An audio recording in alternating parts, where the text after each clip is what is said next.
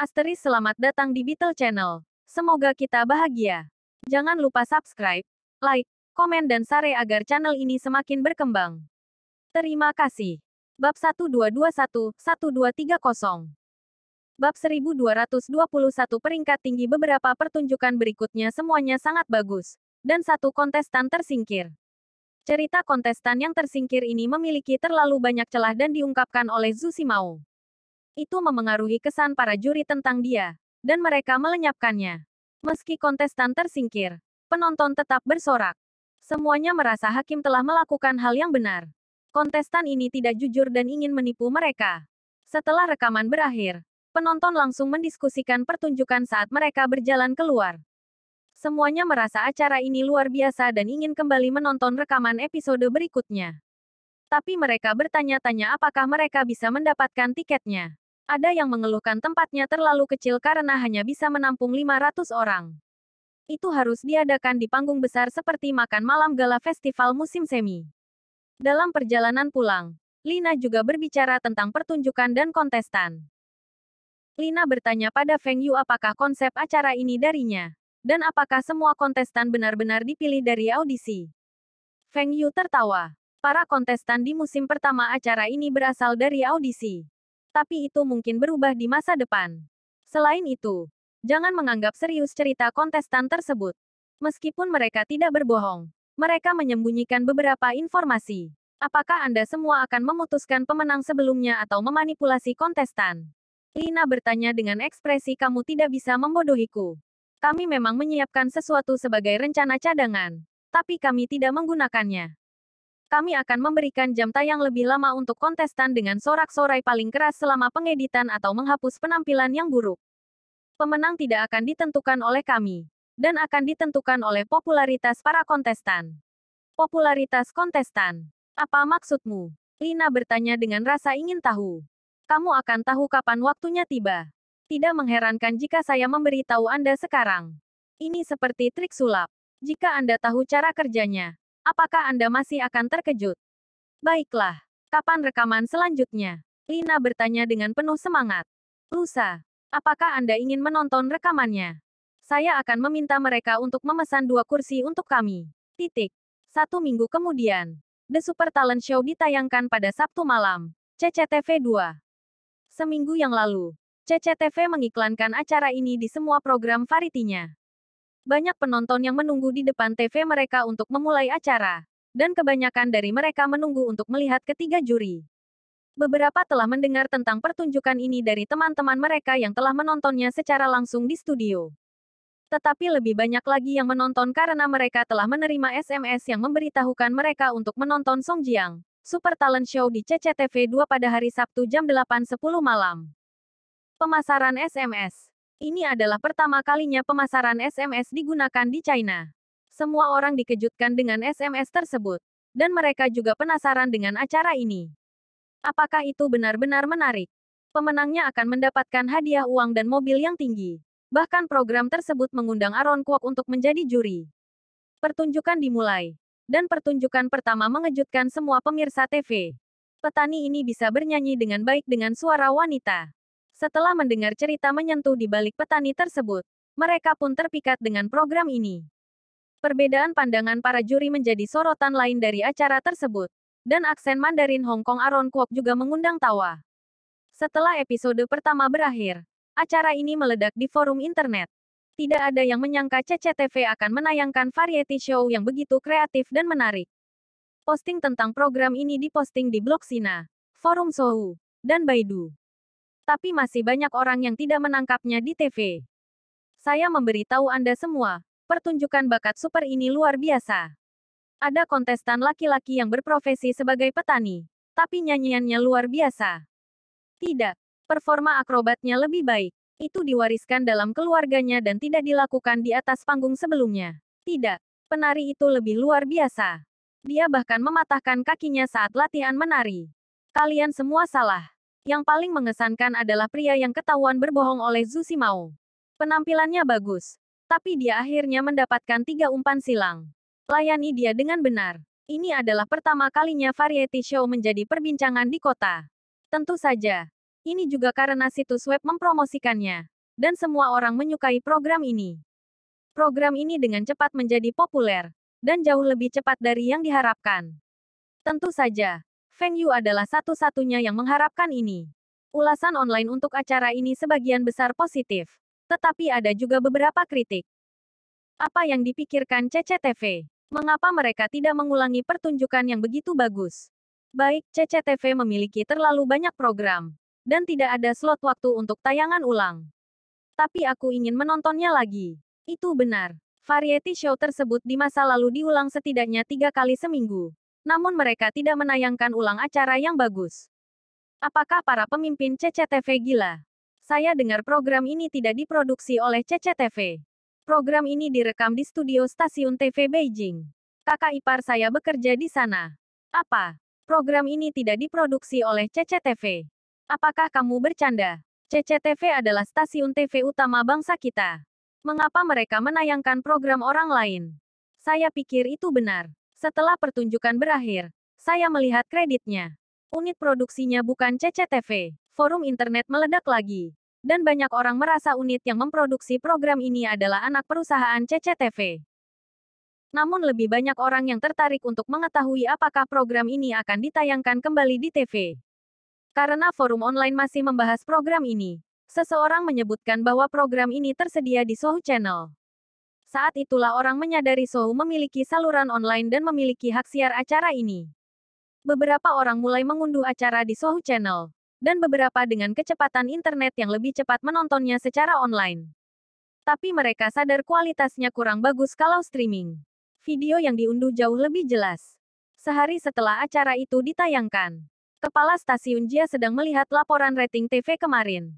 Program peringkat teratas secara keseluruhan masih menjadi berita. Dan tempat kedua adalah Super Talent Show. Itu juga merupakan peringkat teratas di antara semua program di slot waktu yang sama. Episode pertama dari sebuah variety show yang mendapatkan rating teratas di slot waktu belum pernah terjadi sebelumnya. Kepala Stasiun Jia sangat gembira. Dan dia membuat keputusan yang tepat untuk bekerja dengan Sohu. Dia tidak sabar untuk melihat seberapa tinggi peringkat untuk program ini. Bab 1222 Pahlawan Startup, Manajer Feng. Kamu ingin aku berpartisipasi dalam variety show? Zhong Qingxian menatap Feng Yu dengan kaget. Dia bertanya-tanya mengapa Feng Yu memanggilnya. Zhong Qingxian jarang menerima wawancara berita sekarang. Dia menyadari menjadi pusat perhatian akan memengaruhi kehidupan pribadinya dan akhirnya mengerti mengapa Feng Yu tidak ingin tampil di media. Itu benar. Ini bukan variety show. Ini adalah berbagai program tentang startup dan investasi. Kami akan membiarkan orang-orang yang ingin mendapatkan dana untuk tampil di acara ini dan memperkenalkan bisnis mereka. Pada saat yang sama, kami dapat berinvestasi di perusahaan baru ini. Dalam kehidupan Feng Yu sebelumnya, China memiliki lebih dari selusin pertunjukan semacam itu. Semua juri adalah investor malaikat terkenal seperti Zhong Qingxian, Sida Zhu, Liu Chuanzi, De. Mereka semua adalah pengusaha terkenal. Melalui pertunjukan ini, mereka menemukan startup yang layak untuk diinvestasikan dan juga menampilkan karisma mereka.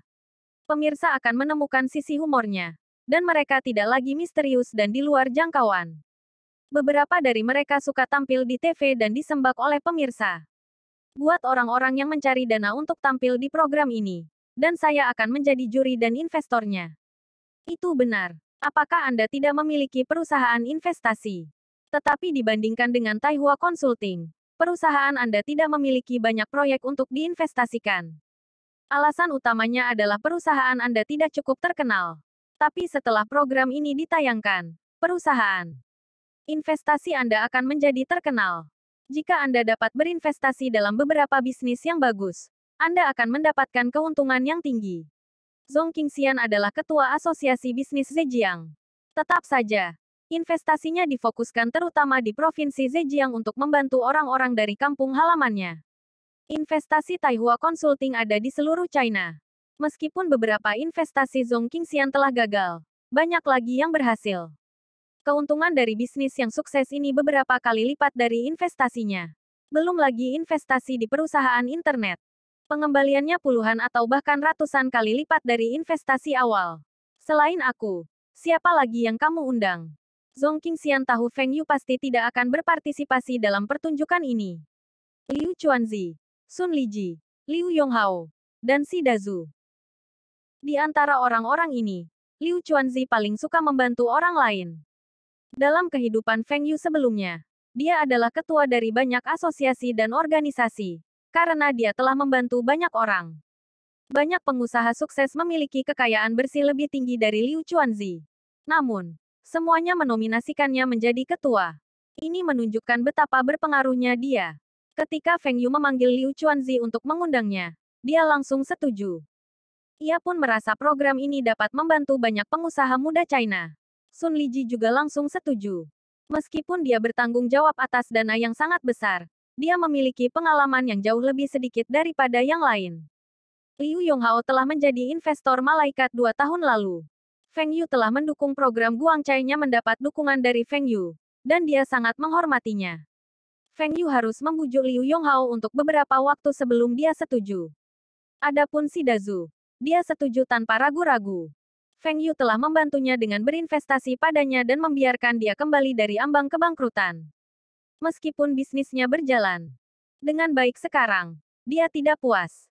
Dia masih ingin melakukan investasi lain. Lihatlah betapa suksesnya Taihua Consulting. Dia juga tidak mau menaruh semua telurnya di keranjang yang sama. Kelima hakim ini adalah pengusaha top di China. Bahkan jika stasiun TV lain ingin menyalin program ini, mereka tidak bisa mendapatkan juri superstar seperti itu. Selanjutnya, program ini akan ditayangkan di CCTV, dan tidak ada stasiun TV lain yang bisa menyaingi mereka. Juga, program ini didukung oleh Sohu Channel. Bisakah Anda ceritakan lebih banyak tentang acara ini? Bagaimana cara kerjanya? Zhong Qingxian bertanya. Pengusaha harus mengajukan proposal usaha terlebih dahulu. Ini sama dengan semua investasi. Setelah itu, Anda semua akan mendapatkan beberapa orang dari perusahaan Anda masing-masing untuk membentuk panel seleksi untuk memilih proposal yang luar biasa. Perwakilan dari proposal terpilih harus melalui serangkaian wawancara. Kalian berlima akan membawa masing-masing 2 asisten untuk melakukan wawancara. Salah satu asisten Anda akan bertanggung jawab untuk memilih kandidat yang menjanjikan, dan yang lainnya akan memverifikasi. Pengusaha yang lolos wawancara dan seleksi harus menyiapkan materi dan bekerja sama dengan kru produksi TV. Setelah itu rekaman. Anda semua dapat memutuskan di tempat jika Anda ingin berinvestasi di pengusaha ini. Jika Anda memutuskan untuk berinvestasi, akan ada staf yang memfasilitasi dokumen dan kontrak. Beberapa waktu kemudian, program ini akan mengupdate bagaimana keadaan para pengusaha setelah mendapatkan pendanaan. Zhong Qingxian tiba-tiba bertanya. Saya tidak akan bertanya berapa lama ini akan berlangsung. Tapi bagaimana jika bisnisnya gagal? Kalau begitu biarkan gagal. Setelah Anda semua berinvestasi di perusahaan-perusahaan ini, Anda pasti akan memberikan bantuan kepada mereka. Jika perusahaan masih belum berhasil, itu berarti Anda semua telah melakukan investasi yang buruk. Selain itu, investasi memiliki risiko. Tidak ada investasi Ventura yang dapat menjamin kesuksesan. Berapa lama perekaman program ini berlangsung? Tahap persiapan harusnya sekitar 1-2 bulan. Karena kami perlu mendapatkan peserta, memverifikasi informasi mereka, dan memasukkan mereka melalui proses seleksi. Rekaman akan cepat dan harus kurang dari 2 minggu. Setelah itu, kami akan mengedit cuplikan menjadi lebih dari 10 episode, yang akan ditayangkan setiap minggu. Ketika semua episode ditayangkan, beberapa perusahaan harus mencapai beberapa hasil, dan saat itulah kami menunjukkan situasi mereka saat ini. Feng Yu telah menggabungkan unsur-unsur dari semua program TV kewirausahaan yang dia tonton di kehidupan sebelumnya. Atau kita dapat memisahkan pertunjukan ini menjadi fase yang berbeda. Musim pertama akan menjadi investasi model Ventura, dan musim kedua akan menilai startup. Itu berarti kami akan memeriksa kemajuan saat ini dari startup. Selama musim kedua, kalian semua akan menjadi penguji individu. Mengapa pemeriksa individu? Selama musim pertama, Anda semua tidak akan berinvestasi di startup yang sama. Anda semua akan memilih startup yang berbeda, dan peserta akan dibagi menjadi 5 tim. Dengan cara ini, 5 juri akan bersaing untuk melihat siapa yang mendapatkan tingkat pengembalian tertinggi. Ini akan menjadi lebih menghibur dan mengasyikkan. Zhong Qingxian mengerutkan kening. Kami akan bersaing satu sama lain melalui startup ini. Apakah ini ide yang bagus? Apa yang salah dengan ini? Akankah menang atau kalah memengaruhi status Anda saat ini? Juga, bukankah menurut Anda itu sangat menarik? Sekalipun beberapa pengusaha ini sempat gagal, namun mereka berbakat di bidang lain. Anda masih dapat merekrut mereka ke perusahaan Anda. Pada saat yang sama, Anda dapat menunjukkan kesalahan mereka atau bahkan memecat mereka. Zhong Qingxian berpikir sejenak. Bahkan jika investasinya gagal, berapa banyak uang yang bisa hilang? Juga, ini akan menjadi menarik. Baiklah, saya akan setuju. Saya tahu ini hanya ide Anda. Dan produksi program ini masih belum dimulai, bukan? Feng Yu tersenyum. Saya ingin Anda semua setuju sebelum saya bisa membuat mereka memulai produksi. Jangan khawatir. Kru produksi sudah mulai berpromosi. Dan Anda harus bersiap untuk mulai membaca proposal bisnis. Bab 1223. Apakah Anda berani menonton film dengan saya? Setelah menangani produksi program kepada anak buahnya, Feng Yu pergi ke agensi kurang dari Win and Rain Business Magazine lebih besar dari. Huran telah membawa beberapa anak buahnya untuk wawancara. Mereka akan mewawancarai seorang taipan kelas berat. Dan Huran harus melakukan wawancara sendiri. Ketika Feng Yu muncul, dia melihat Zhou Kexin di kantor utama. Dan yang terakhir juga melihatnya. Zhou Kexin merasakan jantungnya berdebar kencang. Meskipun dia tahu Feng Yu sudah menikah, dia tetap tidak bisa melupakannya. Dalam hatinya, dia ingin bersama dengannya. Wakil pemimpin redaksi menerima Feng Yu dan melaporkan situasi agensi saat ini. Setelah beberapa lama, penjualan majalah tersebut naik. Saat ini menjadi salah satu majalah bisnis top di China, dan memiliki pembaca setia. Namun langganan majalah elektronik masih belum berjalan dengan baik. Karena masih banyak orang yang belum terbiasa membayar untuk membaca di internet. Majalah elektronik telah menggunakan beberapa langkah pengamanan untuk mencegah pembajakan. Seperti tidak dapat menyalin dan menempel. Namun, itu tidak menghentikan orang untuk menggunakan formulir lain untuk menyalinnya. Huran telah bertanya kepada Feng Yu apakah mereka harus menghentikan majalah elektronik. Karena akan kehilangan uang dan menyia-nyiakan sumber daya mereka. Berfokus pada majalah hard copy akan mendatangkan lebih banyak keuntungan. Lagi pula, bonus Huran dipatok pada keuntungan agensi.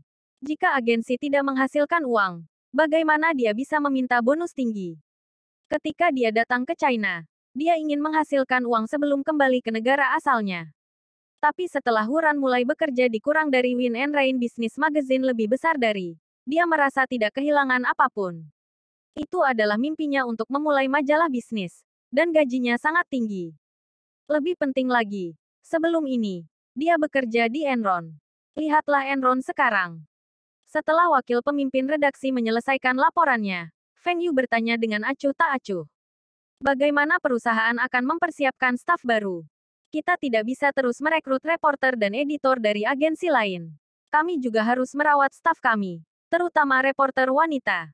Dalam hal wawancara, reporter wanita memiliki keuntungan. Wakil pemimpin redaksi berpikir sejenak.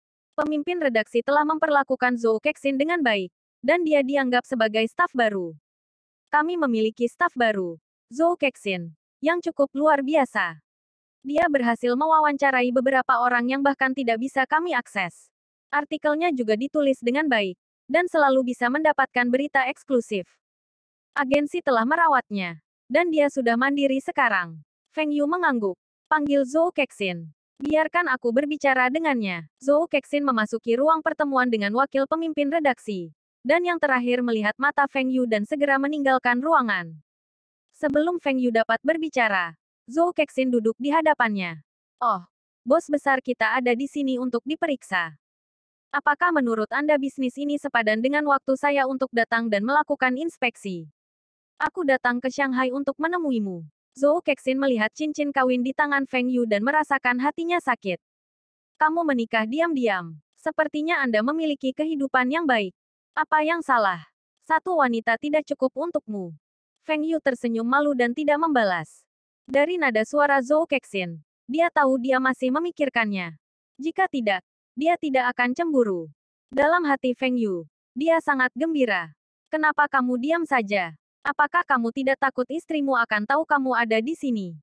Dia tahu. Zhou Kexin terkejut. Meskipun tidak ada yang terjadi di antara mereka, dia masih merasa bersalah. Dia tahu dan masih mau menikah denganmu. Dia mencintaiku. Dan dia tahu aku mencintainya. Kamu beruntung menemukan wanita yang bisa mentolerir ini. Aku telah memberitahunya tentang kehidupan masa lalu kita. Dia percaya padamu. Zhou Kexin terkejut. Jika Feng Yu tidak memberitahunya tentang rahasia terdalamnya, dia tidak akan pernah mempercayainya.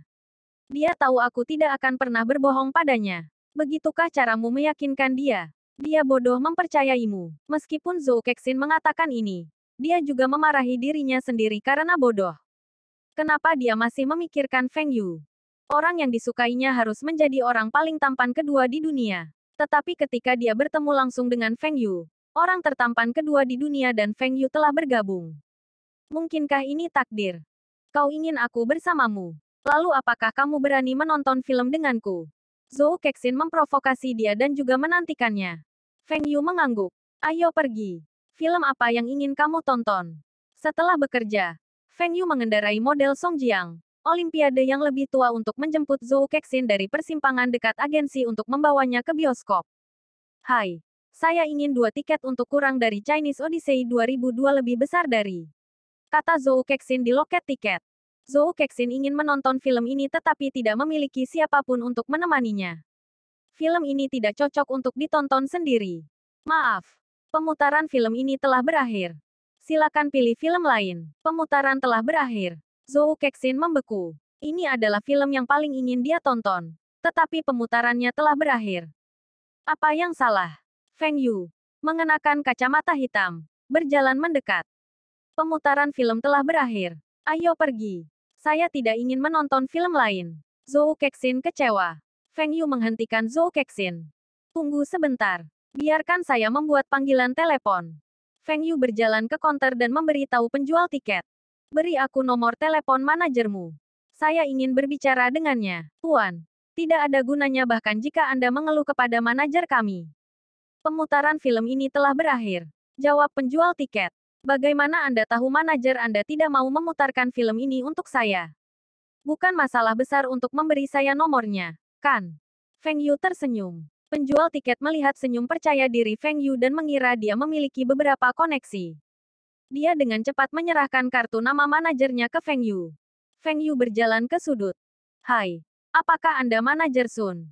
Saya ingin bioskop Anda menayangkan film kurang dari Chinese Odyssey 2002 lebih besar dari untuk saya. Saya akan memesan bioskop sementara. Ya, memesan ruang teater untuk saya. Saya akan mengkompensasi semua kerugian Anda. Baiklah, aku akan menunggumu. Beri aku 2 popcorn dan 2 refreshing cola. Terima kasih. Penjual tiket menatap Feng Yu dengan kaget. Orang ini membeli popcorn dan menunggu di sini. Apakah manajer setuju untuk memutar film ini? Tapi itu dihapus karena tidak ada yang menonton. Dan DVD untuk film ini sudah keluar. Jika mereka benar-benar ingin menontonnya, mereka tinggal membeli DVD-nya. Setelah beberapa saat, seorang pria datang berlari. Feng Yu berjalan ke arahnya dan membawanya ke samping. Apakah kamu yang ingin memesan seluruh teater? Itu benar. Harganya berapa? Ini akan sedikit lebih dari 25.000 RMB. Saya bisa memberi Anda diskon. 25.000 RMB. Tiket bioskop saat ini tidak mahal. Dan juga bukan masa puncaknya. Oke. Bisakah saya menggunakan kartu kredit? 5 menit kemudian, manajer bioskop membawa Feng Yu dan Zhou Kexin ke Aula 3 dan menutup pintu. Feng Yu tersenyum. Filmnya sudah dimulai. Saya dapat membiarkan Anda menonton film apapun yang Anda inginkan. Bab 1224 suatu hari nanti ini adalah film sederhana tentang kisah cinta dua pasangan dengan beberapa komedi dan lagu di dalamnya. Hanya Feng Yu dan Zhou Kexin yang berada di teater menonton komedi romantis ini. Feng Yu tahu Zhou Kexin menyukai film ini dan terus tertawa. Tapi konsentrasi Feng Yu bukan pada filmnya. Feng Yu telah mengulurkan tangan untuk menahan Zhou Kexin beberapa kali tetapi gagal menyentuhnya. Akhirnya, tangan mereka bersentuhan. Dan Feng Yu dengan cepat meraih tangannya dan tidak melepaskannya. Ini terasa seperti pertama kali mereka berpegangan tangan di kehidupan Feng Yu sebelumnya. Itu terjadi ketika mereka menonton film juga. Dan dia tidak pernah melepaskan tangannya setelah film berakhir. Zhou Kexin sedang menonton film ketika Feng Yu meraih tangannya. Dia panik dan mencoba menarik tangannya kembali. Tetapi dia tidak berhasil. Dia tiba-tiba menyadari rasanya enak bagi seseorang untuk memegang tangannya. Film berakhir. Dan lampu menyala. Feng Yu memegang tangan Zhou Kexin saat mereka keluar dari bioskop. Saat mereka berjalan melewati lobi, penjual tiket itu menatap Feng Yu dengan rasa ingin tahu. Ketika dia bertemu mereka sebelumnya, mereka tidak berperilaku seperti pasangan karena mereka menjaga jarak satu sama lain. Tapi sekarang, mereka berpegangan tangan. Juga, film ini telah dihapus. Mengapa manajer menyaringnya lagi? Orang ini pasti punya koneksi. Dan dia mungkin anak dari beberapa pemimpin pemerintahan. Penjual tiket tidak pernah mengira Feng Yu akan memesan teater untuk memutar film ini. Siapa yang begitu bodoh memesan seluruh teater untuk 2 orang menonton film? Apakah uangnya jatuh dari langit? Ayo pergi makan malam. Apa yang ingin kamu makan? Feng Yu bertanya di dalam mobil. Kamu putuskan. Feng Yu mengantar Zhou Kexin ke jalan makan terdekat. Seluruh jalan dipenuhi dengan makanan jalanan. Dan mereka makan banyak. Saat mereka menaiki mobil lagi, Feng Yu bertanya, "Di mana Anda tinggal? Aku akan mengirimmu kembali. Aku pikir kamu sangat kuat. Anda bahkan dapat membuat mereka memutar film yang telah dihapus. Kenapa kamu tidak tahu di mana aku tinggal?" Tanya Zhou Kexin. "Aku tahu di mana kamu tinggal. Tetapi kamu pindah sekali. Dan aku tidak meminta siapapun untuk menyelidikinya." Feng Yu mengklarifikasi. Jalan XX No. 163. Apa pendapatmu tentang film itu? Feng Yu memulai percakapan. Tidak apa-apa. Bagaimana denganmu? Saya pikir para aktor telah berakting dengan baik. Feng Yu menjawab dengan santai. Apakah kamu pikir kamu berbeda dari protagonis? Feng Yu telah menembak dirinya sendiri di kakinya. Itu film. Bagaimana Anda bisa membandingkannya dengan kehidupan nyata? Film ini benar. 2 orang yang sedang jatuh cinta harus bersama dan mengabaikan apa yang orang lain katakan. Feng Yu menjawab, kamu benar. Tapi bahkan di film, Kaisar hanya mencintai Li Fengji. Ini semua riasan. Kaisar mana dalam sejarah yang hanya memiliki satu istri? Bahkan Raja Zhou dan Kaisar Xuanzong memiliki lebih dari satu selir. Tetapi mereka paling mencintai salah satu selir mereka. Beberapa orang hanya akan mencintai satu orang dalam hidupnya. Tetapi yang lain akan mencintai 2 orang sekaligus. Kita berbicara tentang perasaan di sini. Dan siapa yang bisa menjelaskannya dengan jelas? Apakah kamu mencoba mengatakan bahwa kamu yang terakhir? Feng Yu tersenyum dan melanjutkan mengemudi. Saya penasaran. Dengan kekayaan Anda bisa mendapatkan wanita apapun yang Anda inginkan. Anda harus memiliki banyak wanita seperti saya, bukan? Tidak. Feng Yu dengan cepat menyangkal. Benar-benar. Baiklah, saya menerimanya karena Anda mengatakan yang sebenarnya. Selain pernikahan kita di kehidupan kita sebelumnya, bagian mana dari diriku yang membuatmu tertarik? Apakah kamu ingin mendengar kebenaran atau kebohongan? Tentu saja, saya ingin mendengar kebenaran. Zhou Kexin memutar matanya. Mengapa Anda menanyakan pertanyaan ini sejak awal? Apakah saya akan mendengarkan jika saya tahu Anda berbohong? Sebenarnya aku juga tidak tahu kenapa. Aku hanya terus memikirkanmu. Ketika kamu bahagia, aku juga akan merasa bahagia. Dan ketika kamu sedih, aku juga akan merasa tidak bahagia. Jika ada yang menggertakmu, aku akan pergi dan menghajar orang itu. Mungkin ini terkait dengan kehidupan kita sebelumnya dan interaksi kita dalam kehidupan ini. Jatuh cinta padamu. Pada pandangan pertama, mungkin gegabah. Tapi aku tahu tidak. Feng Yu telah memikirkan hal ini sebelumnya. Dia merasa alasannya mungkin karena dia posesif. Baik pria maupun wanita bisa posesif. Zhou Kexin mengerutkan kening setelah Feng Yu menjawab pertanyaannya. Tapi dia bisa merasakan ketulusannya saat dia menjawab dan sepertinya mengatakan yang sebenarnya. Zhou Kexin selalu mengidolakan Feng Yu. Dia telah mewawancarai banyak pengusaha China yang sukses tetapi merasa tidak satupun dari mereka dapat dibandingkan dengan Feng Yu meskipun mengetahui bahwa Feng Yu telah menjalani 2 kehidupan. Hari ini di bioskop, hanya dengan satu panggilan dari Feng Yu, manajer bioskop dapat memutar film yang mereka inginkan untuk mereka. Ini telah menyentuh Zhou Kexin. Zhou Kexin juga tahu ini bukan masalah bagi orang seperti Feng Yu. Dia adalah seseorang yang bisa muncul di berita Shanghai kapanpun dia mau. Mereka akhirnya sampai di apartemen sewaan Zhou Kexin. Biarkan aku mengantarmu. Mereka menaiki tangga bersama-sama meskipun gedung itu memiliki lift. Ketika mereka mencapai lantai 6 tempat tinggal Zhou Kexin, Feng Yu meraih lengannya dan mendorongnya ke dinding. Bolehkah aku mencium kamu? Tanpa menunggu jawaban, Feng Yu menunduk untuk menciumnya.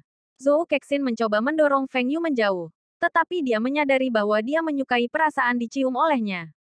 Bibir mereka terpisah setelah sekitar 1 menit. Dan Zhou Kexin menunduk malu. Dia tidak berani menatap Feng Yu di matanya dan tersipu. Feng Yu tahu Zhou Kexin suka berciuman dari hubungan mereka di kehidupan sebelumnya. Kamu telah mencapai. Apakah kamu tidak akan masuk?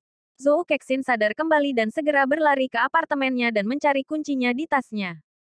Zhou Kexin menemukan kuncinya tetapi secara tidak sengaja menjatuhkannya.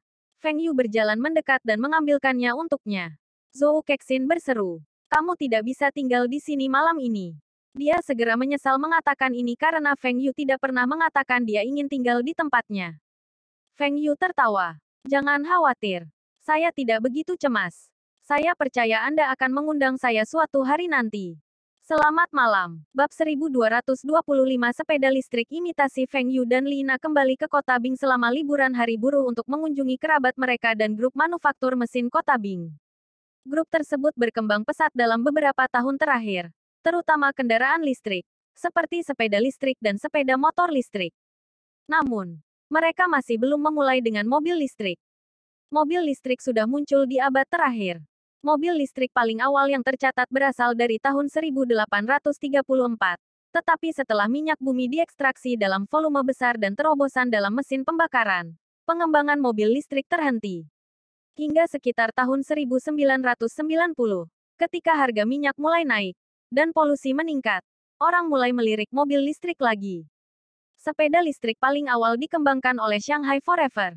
Namun karena keterbatasan teknologi, sepeda listrik mereka tidak laku.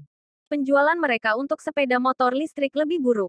Grup manufaktur mesin Kota Bing dapat mulai memproduksi sepeda listrik pada tahun 1997. Namun, baterai dan teknologi terkait lainnya belum maju. Selain itu, pada saat itulah sepeda motor menjadi populer. Itu sebabnya mereka tidak menghasilkan. Kini, pembatasan sepeda motor diterapkan di daerah tertentu sebagai uji coba. Meski belum diterapkan secara nasional, masyarakat tahu pemerintah akan segera memulai pembatasan. Dalam kehidupan sebelumnya Feng Yu, 2007 adalah puncak sepeda motor. Namun karena Olimpiade akan digelar di China, pemerintah membatasi penggunaan sepeda motor untuk menekan polusi. Semua kota besar di China menerapkan pembatasan sepeda motor, dan penjualan sepeda motor turun, sehingga menghasilkan sepeda listrik. Aplikasi China untuk menjadi tuan rumah pertandingan Olimpiade disetujui. Uji coba pembatasan sepeda motor telah dimulai di kota-kota lapis pertama. 3 tahun lalu, ada sekitar 50.000 sepeda listrik, termasuk merek impor, di China. Namun tahun lalu, jumlah sepeda listrik di China sudah melebihi 500.000, dan meningkat lebih cepat tahun ini. Awal tahun lalu, kendaraan listrik Songjiang diluncurkan ke pasar. Dengan iklan yang agresif, dukungan selebritas, efek merek, mereka dengan cepat menjadi merek kendaraan listrik nomor 1 di China. Sepeda motor listrik mereka menjadi pemimpin industri dengan mudah. Pabrik-pabrik yang memproduksi sepeda listrik jauh lebih awal hanya bisa menerima nasibnya. Merek, teknologi, pemasaran, dan saluran distribusi mereka bukan tandingan merek Songjiang. Pabrik-pabrik ini mengira mereka telah memproduksi sepeda listrik lebih lama dan seharusnya mendapat manfaat dari perkembangan yang tiba-tiba. Untuk memenuhi permintaan yang tiba-tiba, mereka memperluas pabrik mereka, berharap untuk mempertahankan status pemimpin pasar mereka. Namun, sepeda listrik Songjiang diluncurkan dan dengan cepat menggantikan pabrik-pabrik tersebut sebagai pemimpin pasar. Mereka tahu Songjiang lebih kuat dalam branding, pemasaran, saluran distribusi, Namun, mereka tidak pernah berharap teknologi Songjiang lebih maju dari mereka. Tiba-tiba, tidak ada yang membeli sepeda listrik impor. Ini karena sepeda listrik Songjiang diuji perbandingannya dengan sepeda listrik impor di TV. Sepeda listrik Songjiang menang dalam semua aspek. Ini bukan karena tidak ada sepeda listrik yang lebih baik di luar negeri. Semua sepeda listrik impor yang dijual di China adalah model lama dan usang. Ketika merek luar negeri ini melihat Songjiang mendapatkan pangsa pasar dengan cepat, mereka mulai menghadirkan model yang lebih baik ke pasar Cina. Namun setelah dibandingkan di TV, konsumen China tidak lagi menganggap sepeda listrik merek luar negeri ini lebih baik. Songjiang, merek terpercaya, kualitas terpercaya. Slogan iklan ini mudah diingat oleh semua orang. Shanghai selamanya tidak bisa berkata-kata. Sejak kapan Songjiang menjadi merek lama? Kami telah ada lebih lama dari Songjiang. Kualitas produk Anda dapat dipercaya. Apakah Anda menyiratkan kualitas kami tidak dapat dipercaya? Teknologi Shanghai Forever masih bagus, dan pengendalian biayanya juga bagus. Namun setelah sepeda listrik Songjiang diluncurkan di pasaran, harga eceran sepeda Shanghai Forever terpaksa dinaikkan. Ini adalah alasan utama mengapa mereka kehilangan pangsa pasar. Apa yang telah terjadi? Itu karena Shanghai Forever menggunakan baterai Taihua. Kontrak pasokan baterai 3 tahun mereka telah berakhir tahun lalu, dan mereka harus menandatangani kontrak baru. Kali ini, baterai Taihua tiba-tiba naik harganya. Dengan demikian, Shanghai Forever terpaksa meneruskan kenaikan harga tersebut kepada pelanggannya. Hal ini mengakibatkan mereka kehilangan daya saing harga. Mereka memiliki pabrik yang lebih rendah daripada Songjiang dan harus mengeluarkan biaya transportasi yang lebih tinggi.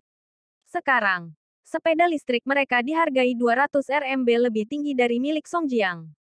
200 Rmb lebih tidak banyak dibandingkan dengan harga sepeda listrik. Namun yang membeli sepeda listrik bukanlah orang kaya. 200 Rmb sangat berarti bagi mereka. Produksi sepeda listrik tahun ini diperkirakan lebih dari 1 juta. Dan sepeda motor listrik akan lebih dari 500.000. Songjiang akan menguasai lebih dari 70% pangsa pasar sepeda listrik dan lebih dari 80% pangsa pasar sepeda motor listrik. Ketika sepeda listrik menjadi lebih populer, banyak pabrik kecil lokal mulai memproduksinya. Mereka menggunakan teknologi yang dipatenkan Songjiang dan masih merasa bahwa mereka hanya meniru. Tidak apa-apa jika mereka ingin menyalin. Li Mingde merasa tidak perlu mengejar mereka. Karena mereka bukan ancaman bagi sepeda listrik Songjiang. Pabrik kecil ini tidak bisa memproduksi mesin sepeda motor listrik yang lebih menguntungkan. Tetapi pabrik-pabrik kecil itu bertindak terlalu jauh. Mereka bahkan mencetak logo Songjiang di sepeda listrik mereka. Semuanya menjadi berbeda sekarang. Menyalin dan meniru adalah dua konsep yang berbeda. Saya dapat mengizinkan Anda menyalin. Tetapi saya tidak akan mengizinkan peniruan apapun. Sepeda listrik pabrik kecil itu kualitasnya lebih buruk, dan ada yang tidak aman. Beberapa hari yang lalu, seorang konsumen membeli sepeda listrik Songjiang. Setelah berkendara kurang dari seminggu, baterainya habis. Dia membawanya ke pusat purna jual sepeda listrik Songjiang untuk diperbaiki. Saat itulah perusahaan menemukan ada produk imitasi di pasar. Li Mingde menganggap ini serius. Jika tiruan ini membanjiri pasar, itu akan memengaruhi merek dan reputasi grup pabrikan mesin kota Songjiang dan bahkan Bing City. Grup manufaktur mesin kota Bing telah bekerja keras untuk reputasinya. Mereka tidak boleh membiarkan orang-orang ini menghancurkannya. Li Mingde melaporkan hal ini kepada Feng Yu dan berharap dia dapat meminta atasan untuk menindak peniruan ini. Pengusaha jahat ini harus dihukum berat. Bab 1226 Pendekatan dua arah. Feng Yu sedang dalam suasana hati yang baik ketika dia mendengar tentang tiruan itu. Li Tua, tiruan ini ditemukan di kota mana? Beijing. Feng Yu terkejut. Penjual imitasi ini terlalu berani untuk menjual di Beijing. Mereka pasti mengincar Beijing karena pasarnya lebih besar, dan mereka bisa meraup untung lebih tinggi. Bagaimana dengan kota lain? Kami menemukan barang tiruan di beberapa kota, dan saya telah meminta distributor kami untuk menyelidikinya. Untungnya, distributor kami tidak menjual barang tiruan. Kalau tidak akan menjadi masalah besar. Jika pelanggan membeli produk imitasi dari tempat lain, perusahaan masih bisa menjelaskan. Tetapi jika mereka membelinya dari distributor mereka, itu tidak akan diselesaikan dengan mudah. Distributor tersebut dapat menjual barang tiruan, tetapi mereka bekerja sama dengan Bing City Machinery Manufacturing Group untuk menjual sepeda listrik, sepeda motor, bahkan mobil. Mereka tidak berani mengambil risiko penghapusan status distributor mereka demi keuntungan. Selanjutnya, mereka tahu Songjiang diciptakan oleh Feng Yu, orang terkaya di China. Jika mereka menyinggung Feng Yu, itu bukan lagi masalah membatalkan kontrak mereka dan memberi kompensasi kepada Songjiang. Mungkin lebih buruk. Bukan hanya distributor yang perlu diperiksa, tapi kita juga harus melakukan pencegahan. Kita harus melakukan sesuatu yang tidak bisa ditiru oleh pabrik-pabrik itu. Anda tidak perlu khawatir tentang atasan. Saya akan berbicara dengan mereka. Feng Yu telah menciptakan merek ini dan bahkan mengekspornya ke luar negeri. Jika dia diseret ke imitasi ini di halaman belakang rumahnya sendiri, dia akan menjadi bahan tertawaan. Oh, Apakah kamu menemukan tiruan di kota Bing? Jika pangkalan Feng Yu juga memiliki tiruan, itu berarti masalah ini menjadi sangat serius. Tidak, tidak hanya di kota Bing. Kami juga telah memeriksa seluruh provinsi Longjiang dan tidak menemukannya. Bahkan provinsi Lin tidak memiliki tiruan. Tapi kami masih menunggu kabar dari provinsi Liao. Feng Yu merasa lega. Setidaknya masalah ini belum menjadi terlalu serius. Apakah ada tiruan sepeda motor listrik? Tidak. Pabrik-pabrik yang dapat memproduksi sepeda motor listrik memiliki beberapa keterampilan teknis. Meskipun mereka meniru desain dan teknologi kami, mereka tidak menggunakan logo kami. Mereka menggunakan teknologi kami yang telah dipatenkan. Ya, Li Mingde merasa malu. Ia masih memiliki cara berpikir lama dan merasa harus melepaskan pabrik-pabrik tersebut jika tidak merugikan kepentingan perusahaan. Di masa lalu, dia bisa menjadi kejam dan tidak membiarkan siapapun yang menyalin produknya. Tapi dia berubah seiring bertambahnya usia. Li tua, kami telah menghabiskan banyak uang untuk mengembangkan teknologi ini. Jika orang lain ingin menggunakannya, mereka harus membayarnya. Ini akan menjadi kerugian kami jika mereka menggunakannya secara gratis. Perusahaan sukses sekarang adalah karena semua orang bekerja keras. Anda mungkin tidak peduli dengan kerugian kecil ini. Tetap saja, misalkan kami dapat mengumpulkan 1 juta biaya paten setiap tahun. Kami dapat memberikan lebih banyak bonus kepada pekerja kami, atau bahkan meningkatkan kualitas makanan di kantin. Manajer Feng, saya tahu apa yang harus dilakukan. Saya mengenal beberapa dari orang-orang itu, dan tidak baik bagi saya untuk mengejar mereka. Tapi saya akan meminta departemen yang bertanggung jawab atas masalah ini untuk mengejar mereka. Saya akan memastikan kami akan mendapatkan kembali setiap sen yang mereka pinjamkan kepada kami. Li Mingde merasa telah mengecewakan Feng Yu. Beberapa hari kemudian, Feng Yu kembali ke Beijing dan menelepon Liu Chuanzi. Manajer Liu, apakah Anda kenal dengan para pemimpin dari Biro Industri dan Perdagangan? Maksudmu tingkat kota atau atasan? Para petinggi. Saya cukup dekat dengan wakil menteri. Jika Anda ingin mengenalnya, saya bisa mengajaknya makan malam malam ini. Oke, tolong atur pertemuannya. Ketika Feng Yu tiba di restoran, Liu Chuanzi dan seorang pria berjalan ke arahnya. Manajer Feng, izinkan saya memperkenalkan. Ini Qian Liang, Menteri Qian dari Biro Industri dan Perdagangan. Menteri Qian, ini Manajer Feng, Feng Yu. Manajer Feng, senang berkenalan dengan Anda. Qian Liang mengulurkan tangannya untuk berjabat tangan. Setiap orang yang dekat dengan Manajer Feng akan menjadi sukses, karena dia berpengaruh di Tiongkok. Hai, Menteri Qian. Ayo masuk. Feng Yu tersenyum. Ketika mereka duduk di ruang makan pribadi, pelayan mulai menyajikan hidangan. Liu Chuanzi telah memesan makanan terlebih dahulu, karena alasan utama pertemuan ini bukan untuk makan malam. Menteri Qian, saya akan terus terang. Aku butuh bantuan darimu. Apa itu? Saya pasti akan membantu. Qian Liang setuju tanpa ragu. Banyak tiruan sepeda listrik Songjiang baru-baru ini muncul di pasaran. Saya harap departemen Anda dapat menyelidiki dan memberlakukan tindakan keras terhadap tiruan ini. Tentu saja, saya tidak akan membiarkan departemen Anda bekerja secara gratis. Kami akan menyumbangkan beberapa kendaraan Songjiang ke biro Anda. Qian Liang langsung tersenyum. Ah, Manajer Feng, kamu tidak perlu melakukan ini. Menghilangkan peniruan adalah tugas departemen saya. Sudahkah Anda semua menyelidiki ini? Jika Anda memiliki informasi, beritahu saya. Dan itu akan memudahkan pekerjaan kami. Tapi jangan khawatir.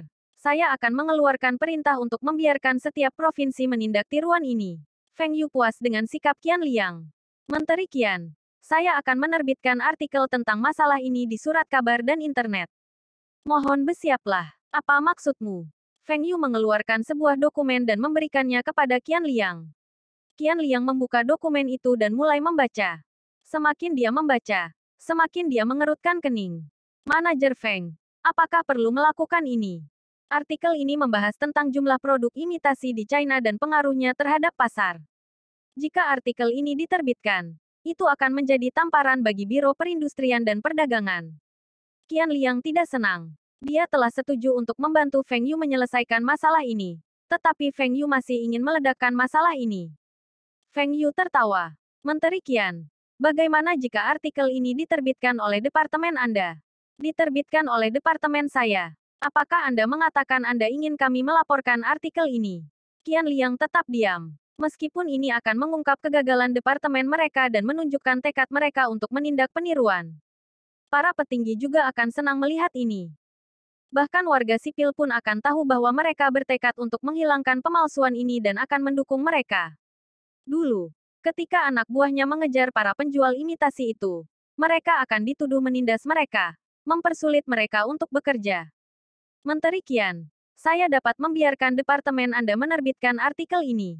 Saya bisa menunggu 3 hari. Jika saya tidak mendengar kabar dari Anda dalam 3 hari, saya akan meminta orang-orang saya untuk menerbitkannya.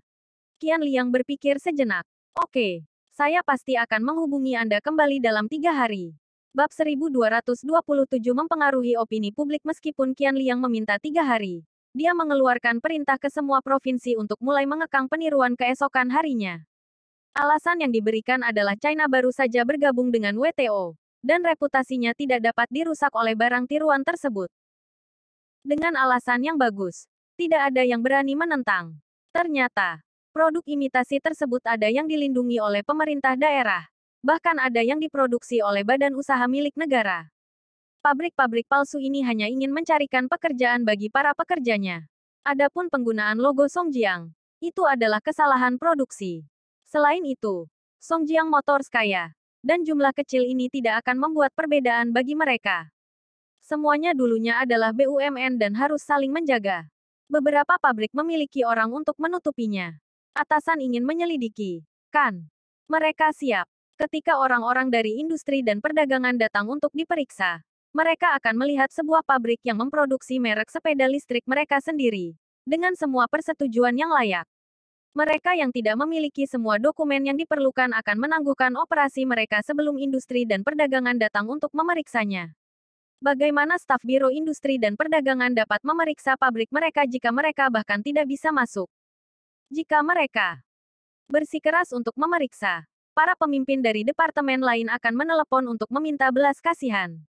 Tentu saja, Biro Industri dan Perdagangan setempat hanya akan menangkap 1 atau 2 pabrik untuk menunjukkan kepada atasan mereka bekerja.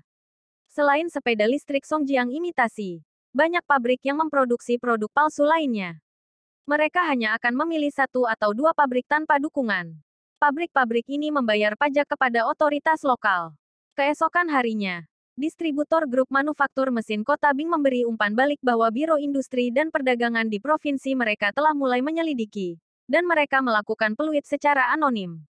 Tetapi hanya 2 pabrik kecil yang diperintahkan untuk ditutup, dan sisanya tidak melakukan apa-apa. Di antara pabrik-pabrik tersebut, banyak yang merupakan perusahaan milik negara. Li Mingde telah menelepon beberapa kepala pabrik, yang dia tahu.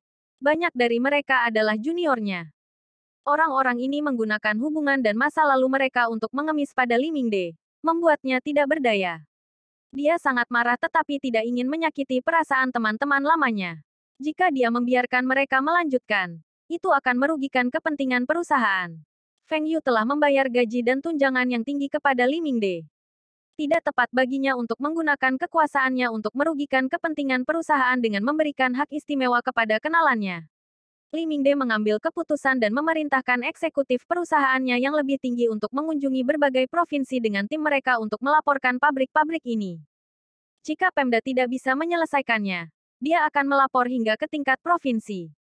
Bing City adalah pemegang saham dari Bing City Machinery Manufacturing Group, dan itu mewakili kepentingan provinsi. Feng Yu tidak terburu-buru dan sedang menunggu jawaban Qian Liang. Dia percaya Qian Liang akan membuat keputusan yang tepat. Meskipun dia terpaksa membuat keputusan ini, dia atau Biro Industri dan Perdagangan harus tahu pilihan mana yang paling menguntungkan mereka. Jika Feng Yu mengungkap masalah ini, tidak akan terjadi apa-apa padanya. Tetapi beberapa pemimpin di Biro Perindustrian dan Perdagangan akan dipaksa untuk pensiun. Para pemimpin ini tidak akan pernah mempertaruhkan karir mereka. Tapi misalkan Biro Industri dan Perdagangan yang mengungkap masalah ini. Dalam hal itu akan menunjukkan sikap dan tanggung jawab mereka terhadap tugas mereka.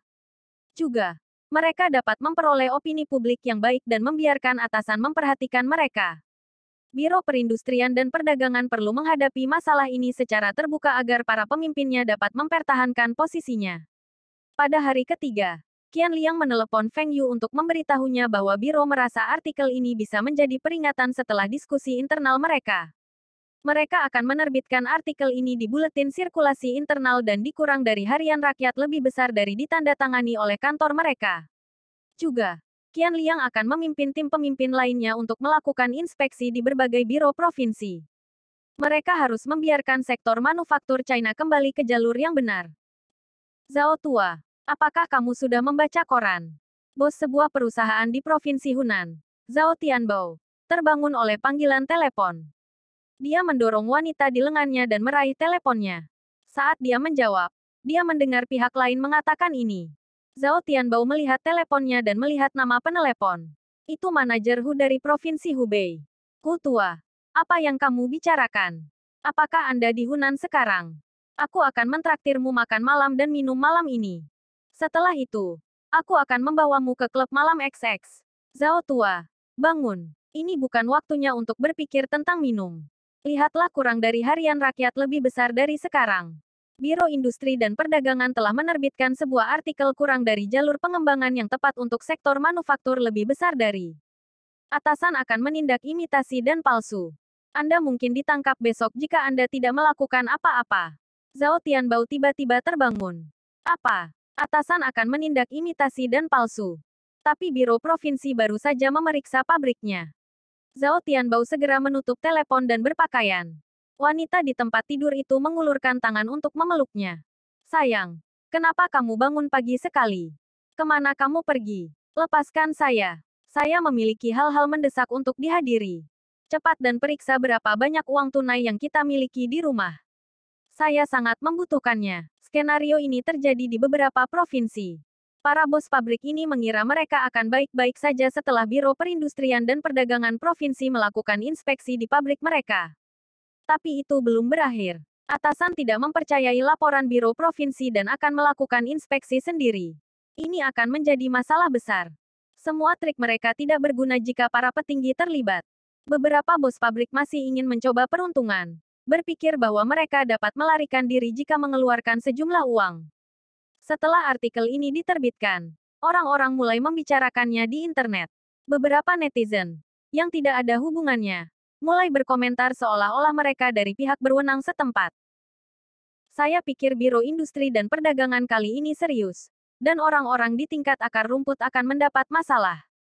Mereka berhak melakukan sesuatu setelah China bergabung dengan WTO. Kami tidak berhasil dalam beberapa upaya untuk bergabung dengan organisasi ini di masa lalu karena kami tidak memiliki perlindungan yang cukup untuk pencurian IP dan masalah pemalsuan. Omong kosong. Orang di atas hanya membuat tebakan tak berdasar. Alasan yang Anda kemukakan mungkin saja bisa. Tetapi alasan sebenarnya adalah negara-negara barat itu ingin membatasi pembangunan bangsa kita. Mereka mengizinkan kami untuk bergabung sekarang adalah karena mereka tahu bahwa mereka tidak dapat lagi menghentikan perkembangan kami. Mengatakan semua ini tidak berguna. Saya mendengar tindakan keras ini karena Bing City Machinery Manufacturing Group mengajukan keluhan. Banyak sepeda listrik merek Songjiang palsu bermunculan di kota-kota dan memengaruhi merek dan reputasinya. Nah, siapa yang berani mengajukan keluhan dengan nama asli mereka saat ini? Mereka akan menyinggung banyak kota provinsi.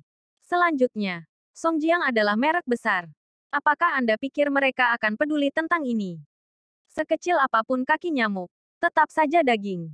Produsen imitasi itu salah. Bulan lalu, saya membeli sepeda listrik Songjiang untuk ibu saya, yang rusak setelah 10 hari. Ketika saya mengirimnya untuk diperbaiki di pusat layanan, ternyata itu tiruan. Mereka tidak mau memperbaikinya. Dan toko tempat saya membelinya juga menolak untuk mengakuinya.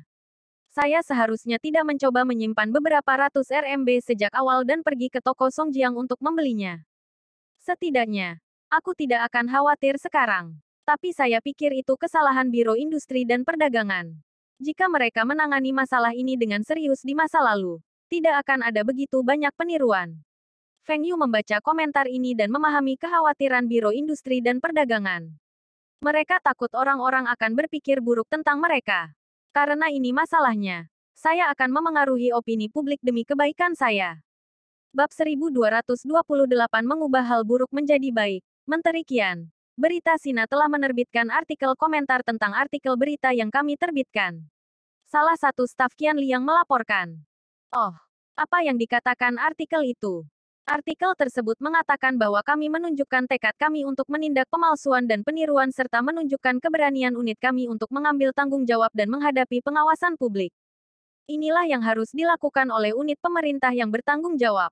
Staf menjawab dengan bersemangat. Selama ini, Biro Perindustrian dan Perdagangan menjadi sasaran omelan masyarakat. Ketika mereka menangkap penjual palsu dan tiruan itu, orang akan memarahi mereka karena menggertak orang dan menyita uang mereka.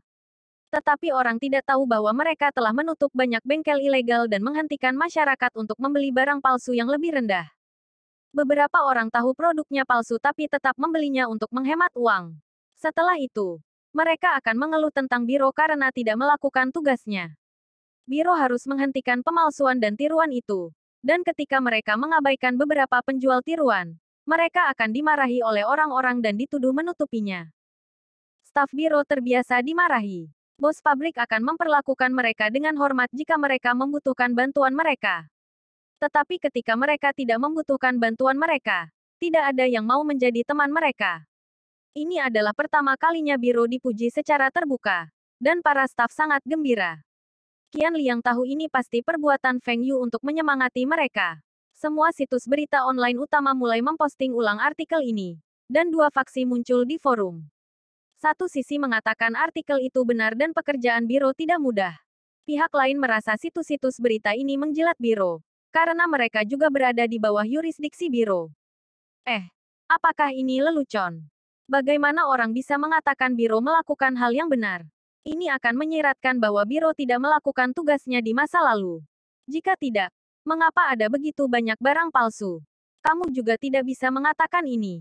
Semua orang tahu ada banyak produk palsu, tapi kami akan tetap membelinya karena harganya murah. Jika semua orang tidak membeli produk dan imitasi palsu, mereka perlahan akan menghilang dari pasar. Biro tidak bisa selesai menangkap mereka semua. Omong kosong. Apakah salah satu anggota keluarga Anda bekerja di biro? Izinkan saya memberitahu Anda ini. Orang-orang di biro itu tidak berguna dan rusak. Apakah kamu melihatnya dengan matamu sendiri? Mengapa Anda tidak melapor terhadap mereka? Para pejabat ini akan saling menutupi. Dan tidak ada gunanya bahkan jika saya melapor. Ini semua tebakanmu. Anda bisa online dan bisa mengetik dengan sangat cepat. Anda harus menjadi seseorang yang berpendidikan. Bagaimana kamu bisa begitu bodoh? Anda terlalu negatif. Dan saya pikir Anda harus menjadi orang yang suka mengeluh di tempat kerja Anda. Persetan. Bukan urusanmu bagaimana aku bertindak di tempat kerjaku. Kamu berani mengutuk. Tanda pagar dolar tanda pagar persen dan pangkat akeong tanda pagar persen akeong pangkat persen dolar. Keduanya berdebat tentang artikel itu. Dan tiba-tiba menjadi pertengkaran. Moderator yang memantau forum dengan cepat melarang mereka memposting. Pagi ini, semua moderator forum menerima instruksi untuk mencari diskusi tentang masalah ini dan mempengaruhi orang untuk percaya bahwa para petinggi serius tentang tindakan keras ini. Mereka juga harus mencegah orang-orang negatif itu membuat tindakan keras ini menjadi sesuatu yang buruk. Internet sedang naik daun. Dan banyak orang menyadari bahwa mereka dapat mengatakan apapun yang mereka inginkan karena tidak ada yang tahu siapa mereka. Mereka hanya bisa membuat nick dan memposting rumor. Rasanya senang diperhatikan oleh orang lain. Tapi selain merasa puas, mereka tidak mendapatkan keuntungan moneter. Setidaknya, internet masih belum berkembang sampai tahap sekarang ini. Tentu saja, orang-orang ini ada di mana-mana di dunia ini, dan tidak mungkin menghentikan mereka. Bahkan ketika internet mengharuskan pengguna untuk menggunakan nama aslinya, mereka akan tetap ada. Mereka akan memposting rumor dan kemudian mengklaim akun mereka diretas. Diskusi tentang topik ini mendapatkan momentum di forum. Moderator memengaruhi opini netizen dengan mendorong postingan positif tersebut, menekan postingan negatif, dan melarang mereka yang menyerang tindakan keras biro. Segalanya perlahan berubah, dan lebih banyak orang mulai mempercayai artikel Sina. Artikel ini belum menyatakan Biro Perindustrian dan Perdagangan benar. Itu hanya menunjukkan kekurangan mereka. Ini dianggap sebagai artikel objektif, yang sedikit bias. Keesokan harinya, kurang dari harian rakyat lebih besar dari menerbitkan artikel Sina, dan lebih banyak orang membacanya. Mengapa atasan ingin mengontrol media? Itu karena mereka ingin mengontrol opini publik. Banyak orang mengatakan media luar negeri memiliki kebebasan berbicara. Tapi lihatlah jumlah berita palsu yang dilaporkan di luar negeri. Hari ini, mereka akan melaporkan Presiden XXX dibunuh. Dan besok akan ada berita Perdana Menteri YYY keluar dari lemari. Lihat saja tabloid Hong Kong. Berapa banyak artikel mereka yang palsu dan diambil di luar konteks. Juga, China perlahan membuka media mereka. Mereka mulai mengizinkan privatisasi majalah dan media. Berbagai forum online yang muncul akhir-akhir ini menjadi saluran lain bagi mereka untuk menyebarkan berita. Tidak semua orang yang online itu rasional. Banyak dari mereka akan percaya omong kosong apapun yang mereka baca online dan tidak mengakuinya meskipun mereka tahu itu palsu nantinya. Atasan memiliki kesan yang baik tentang China, karena berada di pihak pemerintah. Banyak orang mengkritik para pemimpin pemerintah karena tidak melakukan tugasnya. Tetapi mereka tidak tahu berapa banyak yang telah mereka lakukan. Juga, mereka akan memutarbalikkan fakta tentang beberapa hal yang telah dilakukan para pemimpin. Banyak orang akan memberikan penilaian berdasarkan spekulasi dan bukan fakta. Misalnya, ketika mereka melihat pedagang kaki lima ilegal disita gerobak dorongnya, mereka akan bersimpati padanya. Namun mereka lupa bahwa pedagang kaki lima ini telah memblokir jalan setapak dan menipu uang. Kali ini, Biro Perindustrian dan Perdagangan telah menjadi topik pembicaraan di mana-mana. Kejadian ini dianggap sebagai skandal karena mereka mengekspos diri dengan mengakui bahwa China memiliki banyak tiruan dan pemalsuan. Tapi setelah opini publik dipengaruhi, semua orang menerimanya dan mulai bekerja sama dengan para petinggi dalam penumpasan itu. Ketika staf Biro Pusat Perindustrian dan Perdagangan pergi ke tingkat akar rumput untuk melakukan inspeksi, otoritas setempat mencoba untuk menutupinya. Tetapi publik dengan cepat melaporkan menentang mereka. Banyak pabrik kecil tanpa persetujuan dan menghasilkan produk berkualitas buruk terungkap. Setelah semua pabrik ini ditutup, banyak orang bersorak. Tentu saja, ada suara yang menentang. Tetapi karena semakin banyak artikel dengan gambar yang menunjukkan hasil penumpasan biro muncul, suara-suara yang menentang ini menjadi tenang. Bahkan atasan menyadari hal ini dan merasa Biro Industri dan Perdagangan telah melakukan pekerjaan dengan baik. Bab 1229 Skateboard listrik. Setelah sekitar 10 hari, sepeda listrik imitasi Songjiang menghilang dari pasar. Tentu saja, Feng Yu tahu tidak semua sepeda listrik Songjiang palsu akan hilang. Pasti akan ada beberapa pabrikan yang lolos dari penumpasan ini. Tetapi mereka tidak akan berani melakukannya secara terbuka. Para pemimpin Bing City Machinery Manufacturing Group mulai mengejar perusahaan yang menggunakan teknologi mereka yang dipatenkan tanpa izin dengan mengajukan tuntutan hukum terhadap mereka. Feng Yu berjalan di sepanjang jalan dan melihat beberapa siswa bermain skateboard. Tiba-tiba, dia teringat alat transportasi dari kehidupan sebelumnya. Skateboard listrik. Skateboard listrik berasal dari AS. Banyak anak muda di AS suka bermain skateboard, yang ada hubungannya dengan jalan setapak mereka yang lebar. Di masa depan, beberapa perusahaan menemukan skateboard elektrik. Ini memiliki motor kecil dan ditenagai oleh baterai. Pengguna dapat bergerak tanpa menendang, dan ini sangat populer. Namun di China, tidak banyak orang yang bermain skateboard. Pertama, jalan setapaknya tidak cukup luas, dan tamannya ramai. Faktanya, lebih banyak orang yang bermain sepatu roda. Untuk pemula, bermain skateboard itu sulit karena sulit menjaga keseimbangan. Sangat mudah untuk jatuh, dan beberapa desainer memasang stang ke skateboard, sehingga lebih mudah dioperasikan. Skateboard akan dikendalikan oleh tangan dan kaki pengguna, dan tidak akan mudah jatuh. Namun skateboard elektrik ini masih sedikit berbeda dengan alat transportasi di kehidupan Feng Yu sebelumnya. Tidak ada tempat duduk, dan baterainya tidak bisa dilepas. Saat ini, produk ini hanya bisa diimpor dan harganya mahal. Bahannya mahal, dan bahan biasa tidak bisa digunakan karena mudah rusak. Ini membutuhkan baterai yang bagus agar bisa bertahan lebih lama. Feng Yu memanggil Li Dafu dan memberitahunya tentang ide ini. Skateboard listrik. Perusahaan kami sedang mengembangkannya saat ini. Dan kami memiliki prototipe yang siap. Kami menggunakan baterai litium berperforma tinggi dan dapat mencapai 30 km dengan muatan penuh. Walaupun baterainya habis, bisa digunakan sebagai skateboard biasa karena tidak terlalu berat. Kami juga melakukan beberapa ubahan pada motor. Kami menemukan bahwa setelah menambahkan heatsink, motor dapat bertahan lebih lama, tetapi biaya produksi kami akan lebih tinggi. Kami telah memodifikasi suspensi. Skateboard listrik luar negeri hanya memiliki suspensi di bagian belakang. Ini bagus jika kondisi jalannya bagus. Tetapi kebanyakan orang yang membeli ini suka bergerak di trotoar pejalan kaki dan bukan di jalan raya.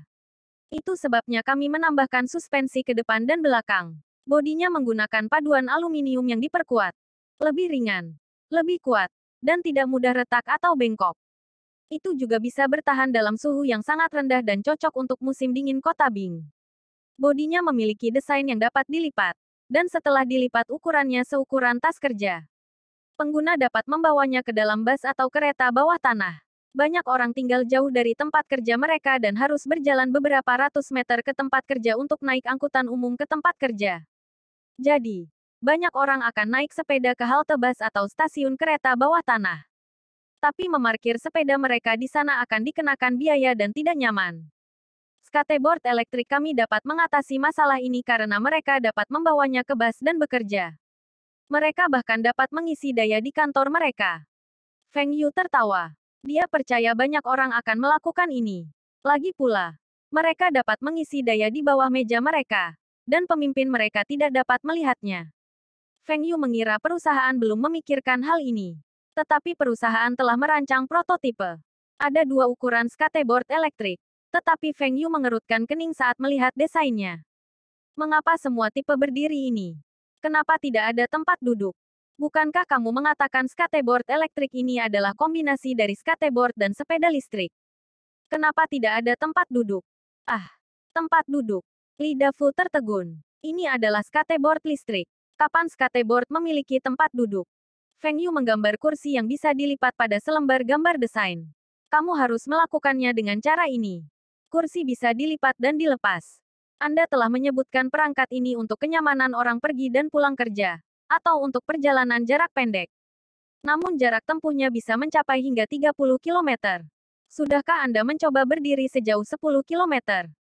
Lidah Fu memerah karena mereka belum mempertimbangkan ini sebelumnya. Mereka hanya menyalin produk luar negeri dan menambahkan beberapa modifikasi. Manajer Feng selalu dapat menunjukkan apa yang mereka abaikan. Ini akan menambah bobot tambahan pada skateboard elektrik. Tapi tidak banyak. Kami masih bisa menyimpannya di bawah 15 kg. Dan itu tidak akan menjadi masalah bagi orang dewasa. Tapi untuk anak-anak, itu akan terlalu berat. Makanya kursinya harus bisa dilepas. Anak-anak tidak suka duduk saat bermain. Dan mereka tidak akan melipatnya untuk membawanya. Yang terpenting, remnya harus bagus dan ditambah lampu belakang. Jika baterai kita cukup bagus, tambahkan lampu depan. Banyak orang menyelesaikan pekerjaan di malam hari, dan langit menjadi gelap.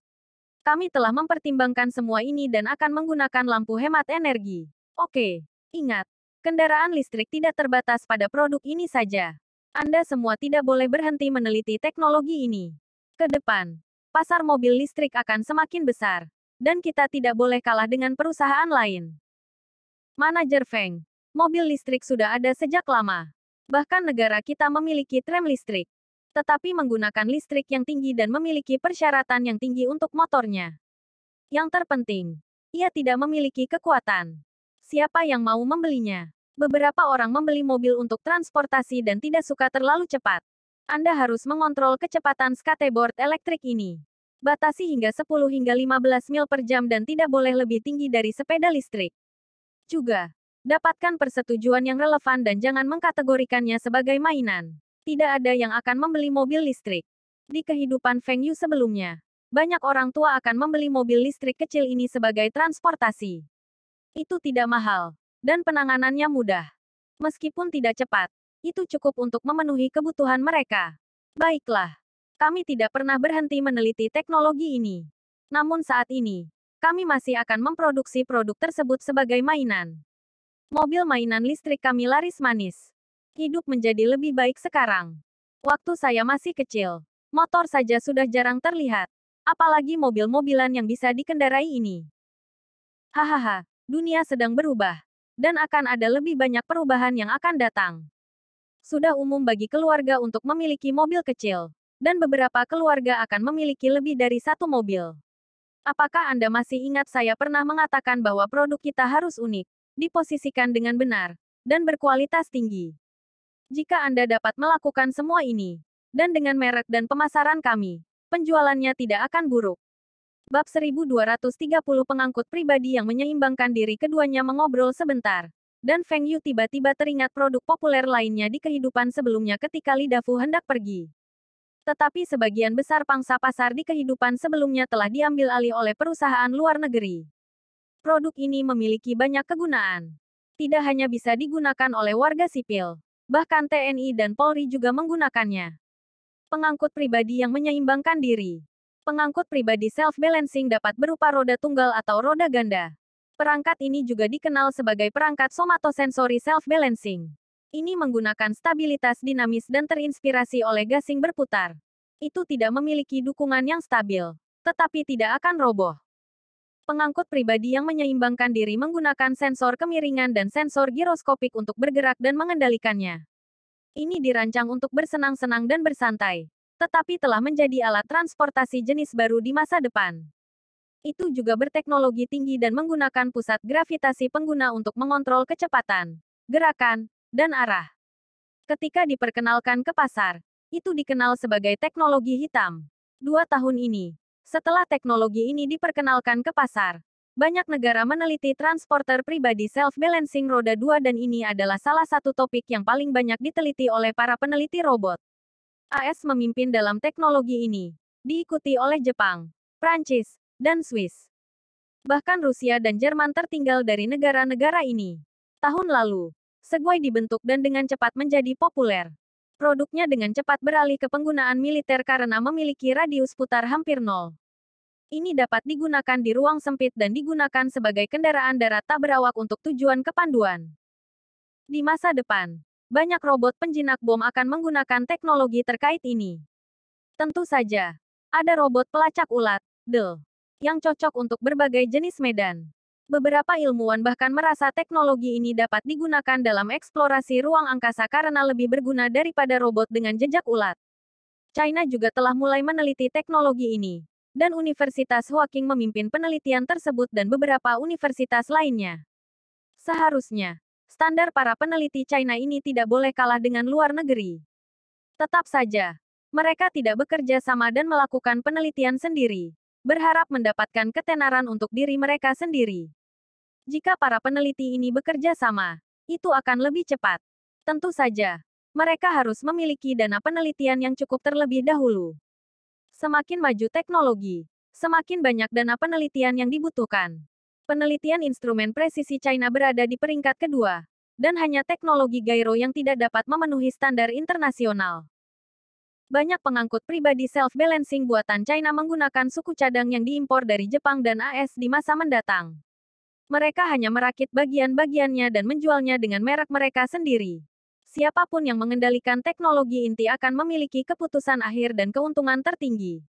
Artinya, bagian terbesar dari keuntungan Anda akan jatuh ke tangan orang lain, dan risiko yang Anda hadapi akan semakin tinggi. Segway meninggalkan kesan mendalam pada Feng Yu. Itu muncul selama Olimpiade Beijing, dan banyak otoritas lokal membelinya dalam jumlah besar, sehingga perusahaan AS ini mendapat untung besar. Feng Yu juga ingin mencoba mengembangkan teknologi ini. Meski begitu, Bing City Machinery Manufacturing Group tidak memiliki ahli di bidang ini. Namun, grup manufaktur mesin kota Bing dapat bekerja sama dengan profesor universitas dengan mensponsori dana penelitian dan membagikan hasil penelitiannya. Feng Yu ingin menggunakan teknologi ini pada produknya dan mendapat untung darinya. Universitas-universitas itu menginginkan ketenaran dan uang, dan ada yang diperintahkan oleh negara untuk mengembangkannya. Negara akan memerintahkan mereka untuk meneliti teknologi ini tetapi tidak akan menyediakan dana yang cukup. Hal ini karena ekonomi China masih belum berkembang. 8 hingga 10 tahun kemudian, negara akan meningkatkan investasinya di bidang ini. Para petinggi tidak mengetahui hal ini, tetapi pemerintah perlu membelanjakan uangnya di bidang lain. Manajer Lee, bantu saya mencari tahu institusi dan pakar mana yang meneliti perangkat self-balancing. Kami akan mensponsori dana penelitian mereka dan mendapatkan hak untuk menggunakan teknologi ini. Perangkat self-balancing. Manajer Feng. Perangkat ini tidak berguna dan mirip dengan skateboard elektrik tetapi penjualannya jauh lebih tinggi. Itu juga sangat berat dan kegunaannya terbatas. Penggunaan terbatas. Itu karena Anda belum menargetkan orang yang tepat. Pikirkan tentang ini. Saat polisi berpatroli di area ramai, Mereka harus berdiri lebih tinggi untuk mendapatkan pandangan yang jelas ke sekeliling. Beberapa pabrik, termasuk pemeriksaan di supermarket, juga dapat menggunakan ini. Perangkat ini juga dapat digunakan sebagai perangkat transportasi pribadi. Dengan beberapa pelatihan sederhana, orang bisa bermain dengannya. Tapi perangkat ini tidak memiliki pegangan. Haruskah kita menambahkan stang? Ya, tapi meski tanpa stang, Anda bisa memikirkan cara lain. Misalnya, Anda dapat menggunakan tiang untuk membantu keseimbangan pengguna. Dalam kehidupan sebelumnya Feng Yu, dia bermain dengan perangkat self-balancing. Dia memegang tali yang terpasang di bagian depan perangkat untuk membantunya mengerem. Jika pengguna tidak berani bersandar, perangkat tidak akan berhenti. Dengan tali yang terpasang, akan lebih mudah. Setelah pemakai terbiasa, tali dapat dilepas. Menambahkan stang baik-baik saja, tetapi itu akan membatasi pengguna untuk melepaskannya. Mereka hanya bisa turun dari belakang dan bukan dari depan. Ini mungkin menjadi masalah selama keadaan darurat.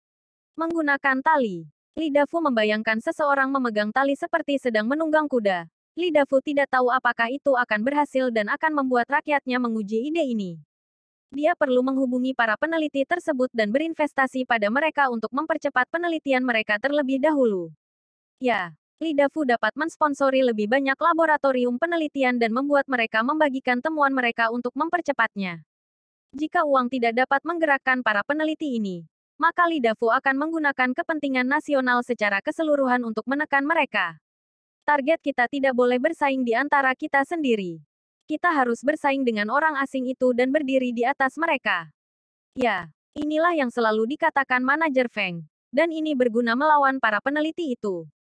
Para peneliti tua ini tidak peduli dengan keuntungan. Mereka hanya menginginkan ketenaran dan berdiri di atas yang lain. Tetapi bertentangan dengan kepentingan nasional, mereka harus mengalah. Oh, sepeda listrik kita juga harus modelnya bisa dilipat. Kami dapat mengotorisasi teknologi lipat kami ke pabrik sepeda lainnya. Produk bagus bisa jadi mahal. Jika produk kami adalah yang terbaik di dunia, kami dapat menjualnya jauh lebih tinggi daripada pesaing kami. Dan konsumen akan tetap membelinya. Feng Yu terus mengobrol dengan Li Dafu tentang idenya saat menerima telepon dari Kirilenko. Bersambung. Terima kasih telah menyaksikan dan mendukung channel ini.